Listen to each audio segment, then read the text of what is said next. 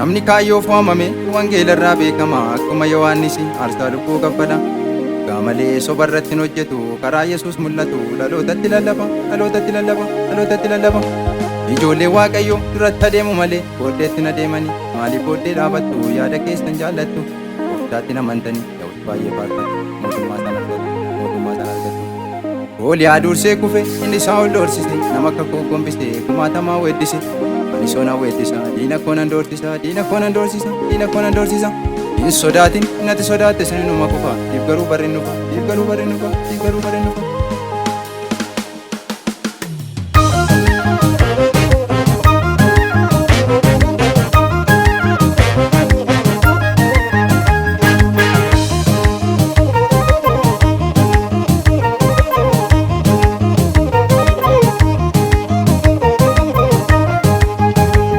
Har'a eessa jira namni akka Phaawulos miidhama isaa baatee wangeela lallabu keessa garaa isaatii gammachuu kan qabu keessa garaa isaatii gammachuu kan qabu abdii horii qabu.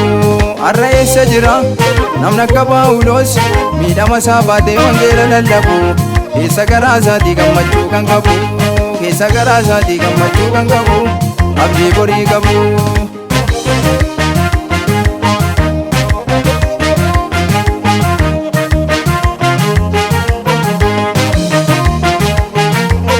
Umurii dheeratee seenaa kan hin qabne akka Maatusaala maaliif alalaala Lukaasiyaa gooftaa akka Phaawulos wangeela lallabuuf jallootan sodaatu wangeela gurguree garaa isaatti nyaatu.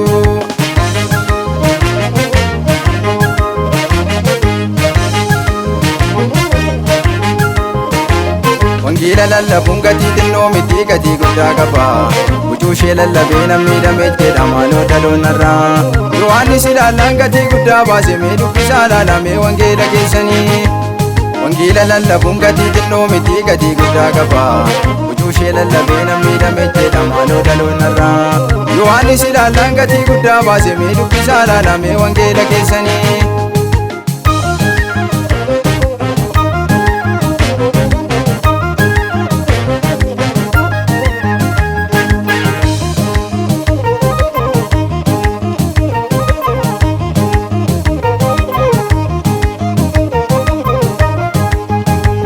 Wangeelli dhugaadhaaf nutu duwwaa ta'e gooftaan nu gargaare muka gogaa taane lafa onaa keessaa ol ba'uu dadhabnee kunoo mucucaanna gaara irratti ol baana jennee odeessina dhugaan nurkan jiru gooftaa gowwoomsina.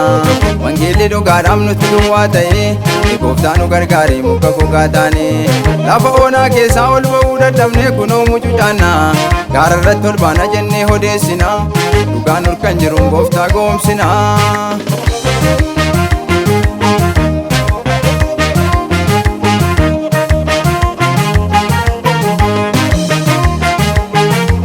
Phaawulos biyya lafaa ganee wangeela lallabee gatii itti nyaanee gatii isaa Waaqayyootu baase. Gaara gaara Siinaa deemuun barbaade akka Phaawulos dhugaadhaan hojjechuun barbaade akka Isxifaanos. Gaara gaara Siinaa deemuun barbaade akka Phaawulos dhugaadhaan hojjechuun barbaade akka Isxifaanos.